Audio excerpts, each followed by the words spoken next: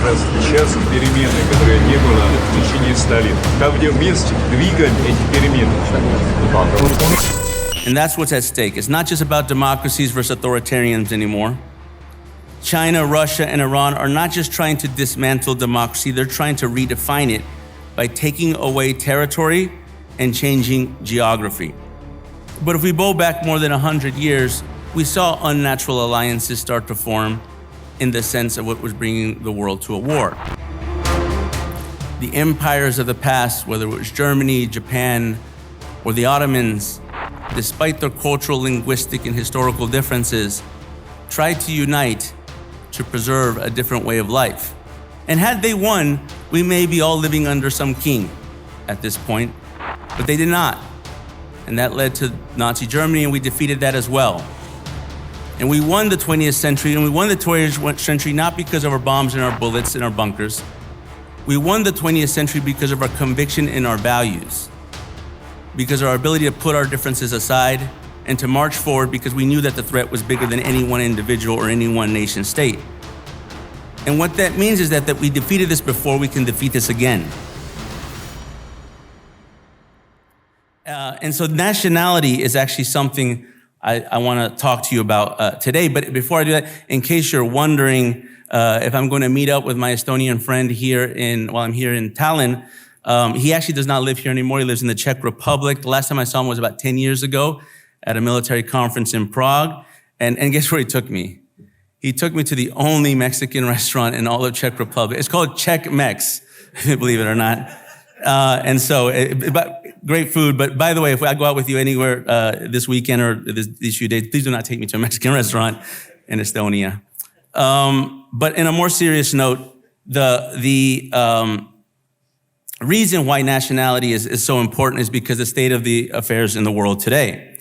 This is a visualization of a recent report done by the Economist Intelligence Unit that has a thing called the Democracy Index. And what they do is they measure the state of democracy over time. They've been doing this for the last 16 years.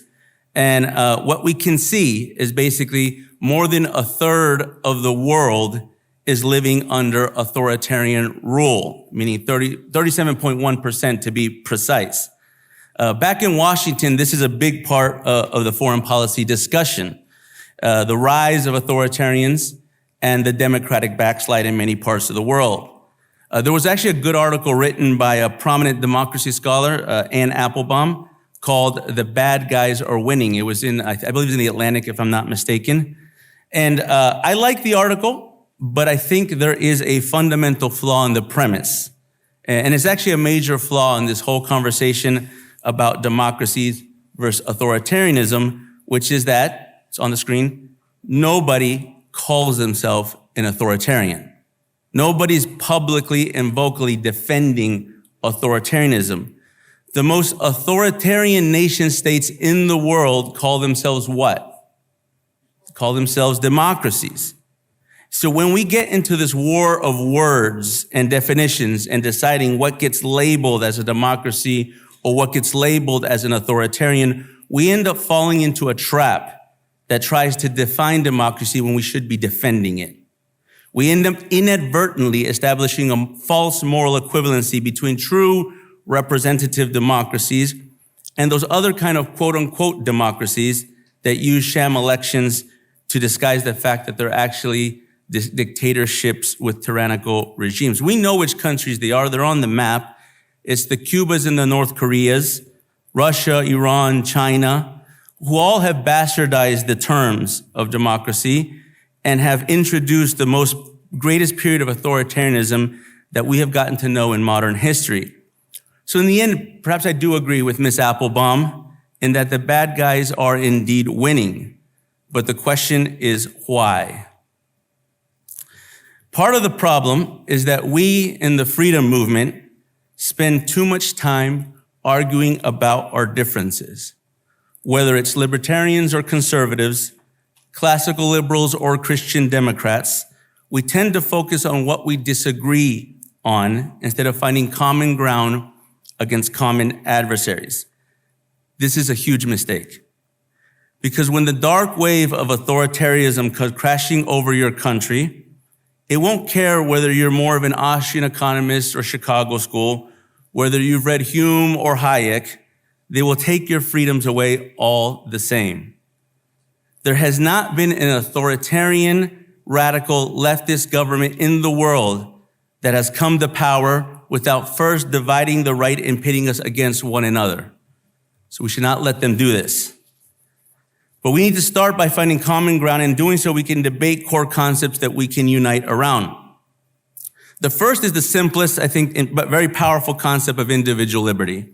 The idea that people are born free and we are free to choose the way we live our lives responsibly. I say it's the simplest because I have not met anybody in the freedom movement that is against individual liberty. In fact, I think if you were, you wouldn't be part of the movement. So I think it's something that we can all agree on. The second concept, however, is not that simple. The second concept is nation-state sovereignty. It's a concept that's often lost among freedom scholars, even more so among democracy scholars. It's sometimes confused with statism, concentrating economic and political power in the state. That's not what this is. Others think it means ethnic nationalism, an ethnocentric approach to politics and economics. That's certainly not what I'm talking about. But there is a form of nationalism. It's called civic nationalism, which is at the core of our identity as a nation state and the patriotism of our people.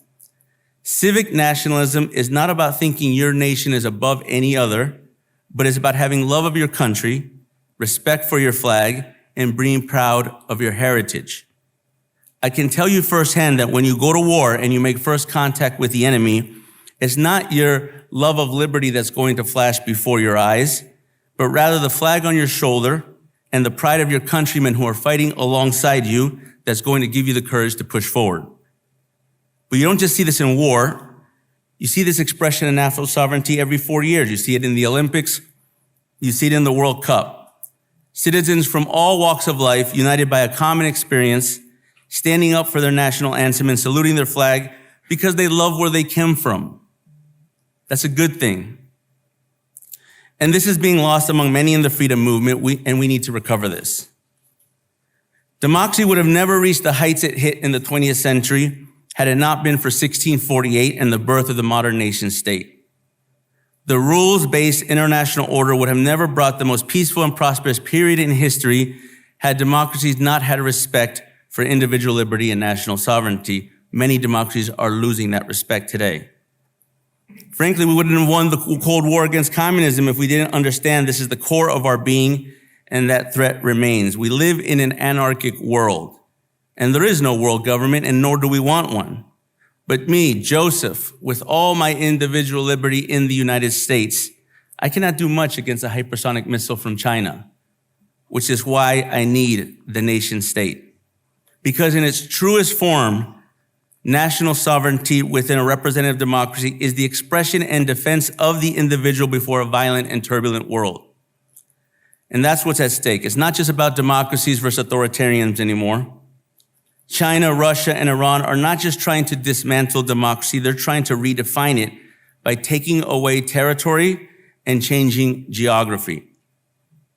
War and all its complexity is actually very simple. Warfare is nothing more or nothing less than compulsion. If I can compel my adversary to bend to my will, I win that war. And when we're talking about nation states, we're talking about political will. That doesn't mean I have to rely on military force. In fact, there was an inflection point for this in the 1990s. I talked about Iraq, but I'm gonna take you to the first Gulf War in 1991. When the United States went to Kuwait, which was called Operation Desert Shield and Desert Storm, and we repelled the Iraqi army in a matter of weeks, if not months, to come over and taking away that sovereign territory. But the world was watching. At the time, Iran had just finished 10 rounds with Iraq, the same military that was repelled in months. It took them 10 years to come to a tie. The Soviet Union had collapsed, and Russia was figuring out what it was going to do to recover. China was not yet on the world stage and not have the economic clout that it built throughout the 21st century. And they all looked at that conflict and said, you know what? I'm not going to fight the Americans with conventional war. It would be foolish to do so. I'm not going to go soldier for soldier, missile per missile. We're going to adapt, and we're going to find new ways of warfare. This is the birth of the Gerasimov doctrine in Russia. This is the birth of Qasem Soleimani in Iran. This is the birth of the PLA's unrestricted warfare in China. So they decided to cooperate even though history was not on their side. And in Washington, we have a lot of conversations about, do we have more cooperation or competition among China, Russia, and Iran? And I've always sided with the argument of, we absolutely have cooperation. They are building a true alliance. Now, it may not be an alliance built off historical precedent. In fact, Russia and China were adversaries during the Cold War. We know this very well. Iran is a theocratic state as opposed to a communist government. However, they have united under one common purpose, which is to change the rules of the game, to impose their way of governing around the rest of the world, and to capture territories that might have been lost throughout history. And perhaps the reason I know this is because the region of the corner of the world that I look at in Latin America, we see no competition among these three actors. In fact, we see something called the three-quarter standards. You can see it on your screen. 3/4 of Chinese credits and loans, not investments, because that goes further, but 3/4 of Chinese credits and loans to Latin America go to the same four countries: Venezuela, Cuba, Nicaragua, and Bolivia. Those are the most authoritarian states inside the neighborhood. 3/4 of Russian military sales go to the same four countries, and 3/4 of Iranian bilateral agreements, MOUs, go to the same four countries. That means that they are planning this together. There is strategic cooperation, there is strategic planning, and these are cards that they have not played yet, even in the Ukraine war. When Vladimir Putin gets tired of getting his ass kicked in Ukraine, he will play the Venezuela card. But they have done so in a way that's aligning themselves under this strategy of asymmetric warfare, but is not unlike things that we've seen in the past. In fact, in our lifetime, this may be very new, but if we go back more than 100 years, we saw unnatural alliances start to form in the sense of what was bringing the world to a war. The empires of the past, whether it was Germany, Japan, or the Ottomans, despite their cultural, linguistic, and historical differences, tried to unite to preserve a different way of life. And had they won, we may be all living under some king at this point, but they did not. And that led to Nazi Germany, and we defeated that as well. And we won the 20th century, and we won the 20th century not because of our bombs and our bullets and our bunkers. We won the 20th century because of our conviction in our values, because of our ability to put our differences aside and to march forward because we knew that the threat was bigger than any one individual or any one nation state. And what that means is that we defeated this before, we can defeat this again. But we're going to need a new class of intellectual entrepreneurs. We're going to need new think tanks that push past the fear. If there's one thing that COVID-19, the pandemic, showed us is how scared the world really is. How quick people were willing to put away their basic freedoms for a little sense of security. And a false sense of security, because as we learned, it really didn't matter how long you locked up. The infection was going to happen none the same. But if you push that past that fear and unite with all those that cherish freedom, on the other side of fear is freedom. So I think all of you are going to have to rise up to this challenge. All of you are going to have to be able to push past that fear. But the good news is you're not going to do it alone. We're here from the United States because we're going to fight alongside you. We go to Latin America and you'll find the same allies. Go to Africa, Middle East, any part of the continent, and you will find those that are dedicated to fight, to cherish the freedoms that they enjoy or would like to enjoy in some cases. In fact, I met New Direction at a conference in Bogota, Colombia. And this conference is very calm compared to that conference, because this was the first day. This was around this time at that conference. This was a freedom gathering, much like it is today, mostly with Latin Americans. And the Latin American version of Antifa, which here is called Primera Línea in Colombia, came and destroyed the hotel in which we were staying at. They threw boulders, not just bricks, they threw boulders at the hotel. If it wasn't for the police, they probably would have killed somebody. And I remember seeing a young man, it was a young man from Colombia that was just attending the conference. It might have been his first time being at one of these things. And he was scared.